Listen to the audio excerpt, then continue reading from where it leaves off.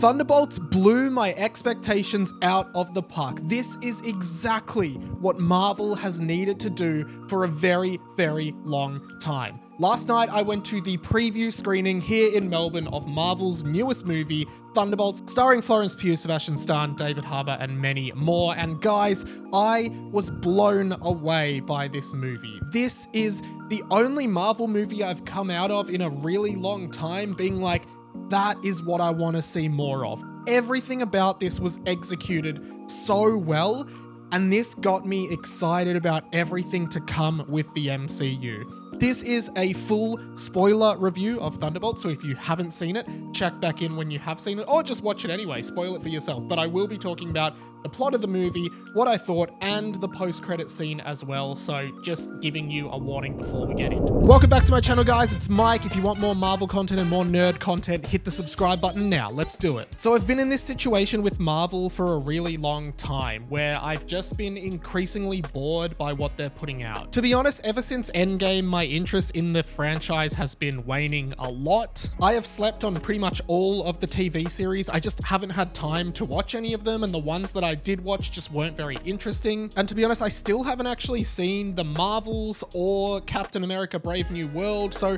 I'm pretty behind, and I've been really disinterested for a while. I didn't have high hopes for Thunderbolts at all. I actually was really doubtful that it could possibly be good, mainly because I just didn't think anyone really cared about these characters. Obviously, you've got Florence Pugh reprising her character from Black Widow as Yelena, the sister of Scarlett Johansson's Black Widow. But aside from that, this is definitely like the B-League of MCU characters, which is something that the movie actually references itself. That being said, the entire execution of this movie was just perfect, down to the end where, and we're getting into spoiler territory already, it marks the Thunderbolts as the new Avengers. This movie really feels like a reset point for the Marvel Cinematic Universe, which we know we are working towards with the upcoming Fantastic Four film and Avengers Doomsday. But what I liked about this is it just gave that direction we haven't had. To be honest, I think after Endgame, the MCU kind of was hit by a few unforeseen curveballs that really changed the direction and kind of threw everything into a bit of a funk.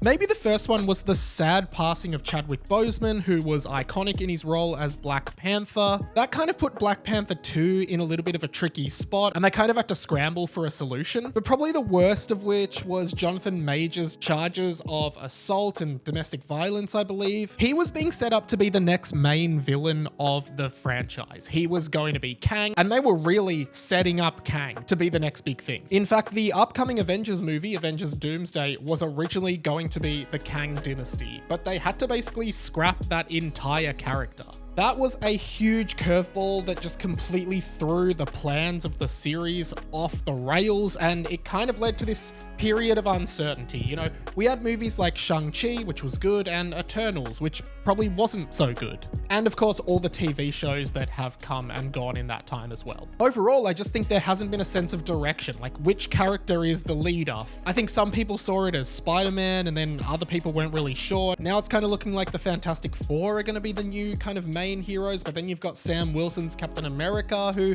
might be the new leader. But what I loved about this movie was it had the courage to label the Thunderbolts as the new Avengers. At least for the time being, these are our central point of the franchise. Hey, just while I've got you guys, I'm trying to hit 10K subscribers by the end of 2025. I'm probably gonna get there, and it's growing every day, but I need your help. So if you could please hit that subscribe button, it would genuinely mean so much to me. Come on this ride of nerdy 90s millennial Gen Z content discussion with me. I would love to have you. Cool. The performance in this are great. We have Florence Pugh and David Harbour as father and daughter, bouncing off each other so much, bringing a much needed light and comedic tone to this otherwise like action-packed movie. The fight scenes are fantastic, as you can expect. There is a lot of action, and we also see the main villain, Sentry, or the Void, who kind of splits between the two of them in the movie. Some cool powers, some cool visual effects, and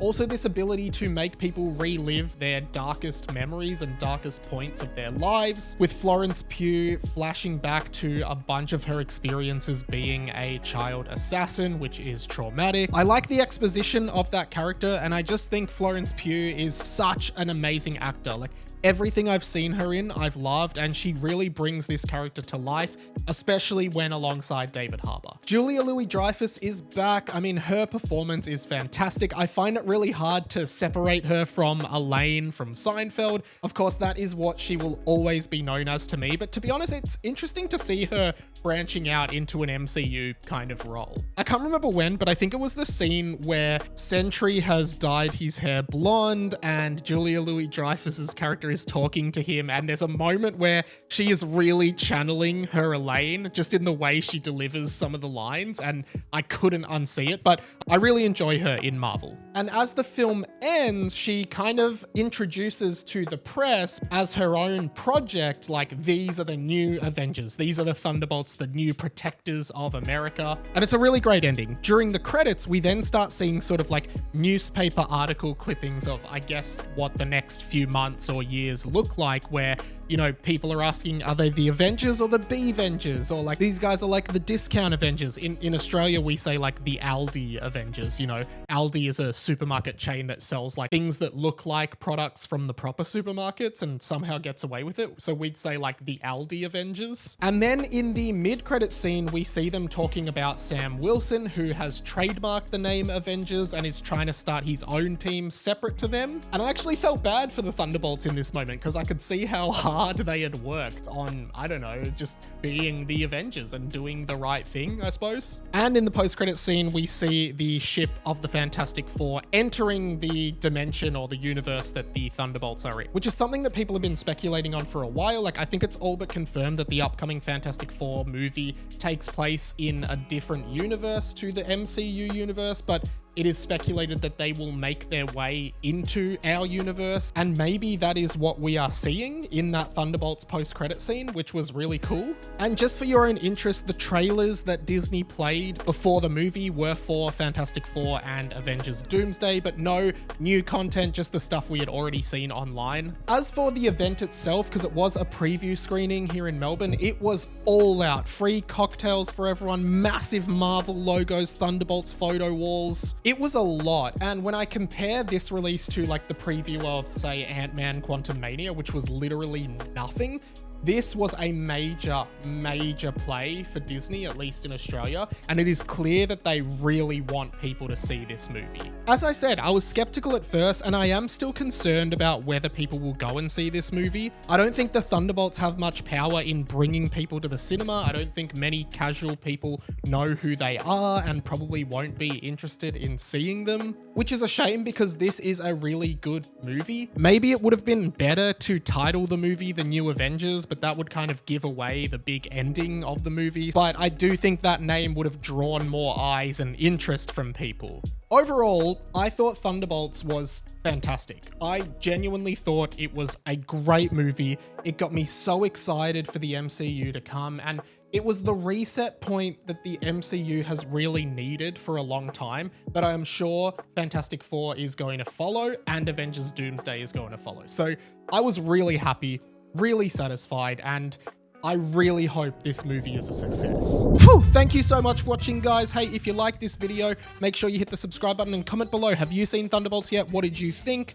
Leave your thoughts below. If you have nothing to comment, but you want to help me out in the algorithm because you're a good guy and you think I'm a good guy, please do. Just comment below Thunderbolts with the little star. That's how I know you made it to the end of the video and you're still here watching. So thank you. While I've got you, I'm all over the internet doing dumb stuff that I think is cool. There is links to all of my stuff down below. I have a blog, I have a podcast, and various other channels where I do stuff, so please check me out. And if you like this video, YouTube thinks you're definitely gonna like this video as well, but if you just want to binge watch a bunch of my Marvel videos, you can check out this playlist right here. That is pretty much it from me. My name's Mike. This has been The Inside of My Mind, and I'll catch you later.